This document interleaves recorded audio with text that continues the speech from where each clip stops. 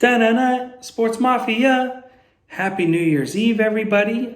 Today's episode is brought to you by bodybuilding.com. If you order by tonight, you get a free shaker cup. And if you like pre-workout, protein, and all that kind of stuff, they got the jug.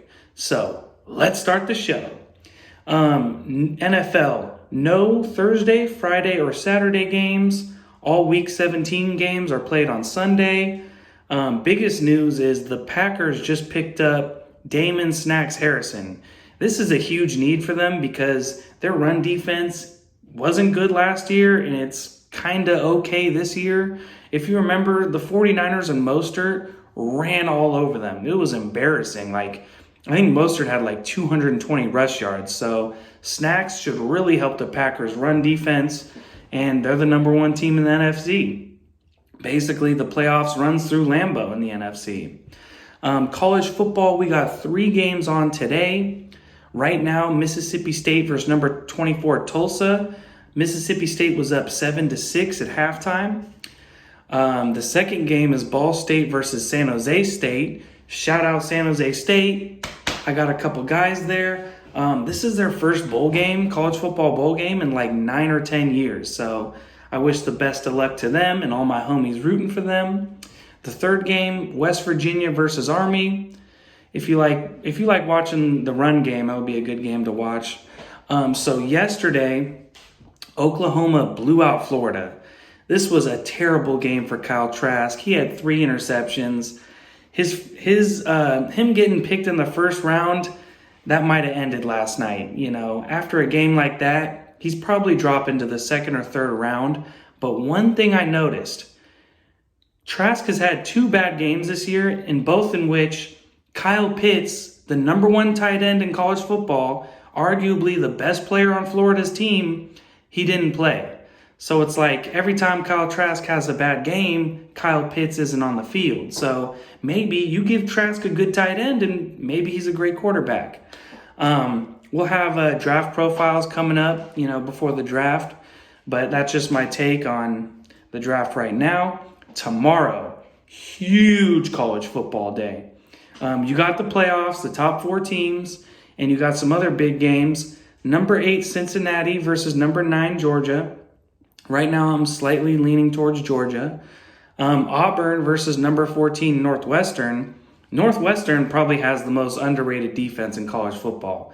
I mean, they made Justin Fields, the QB from Ohio State, look terrible, but Ohio State's running back had 300 rush yards, so that'll be a good game to watch. Then the college football playoffs, number 4 Notre Dame versus number 1 Bama. The QB from Notre Dame is actually from Sacramento. Shout him out. Hopefully he can keep him in the game. If not, it's going to be a Bama blowout. Then we might get some revenge here. Number 3 Ohio State versus number 2 Clemson. If you remember this game last year, Ohio State was leading. Then Trevor Lawrence and Clemson started rolling. Clemson won that game. So it'll be a good game. No matter what happens, it's going to be a good game. All right, let's move on to college basketball. There's not much to cover. December and January are usually a slow time for college basketball. But I'm going to read the top 10 teams in order. Number 1, Gonzaga. Number 2, Baylor. Then Kansas, Villanova, and Houston. 6 through 10 goes number 6, Wisconsin, Tennessee, Texas, West Virginia, and the biggest sleeper on this list, number 10, Iowa. If you've been watching them play, they're big, they play defense, and they can shoot. So that's my biggest sleeper out of them because, come on. I predicted before college basketball even started that Gonzaga was going to win it all. Baylor has just proven that they're a savage.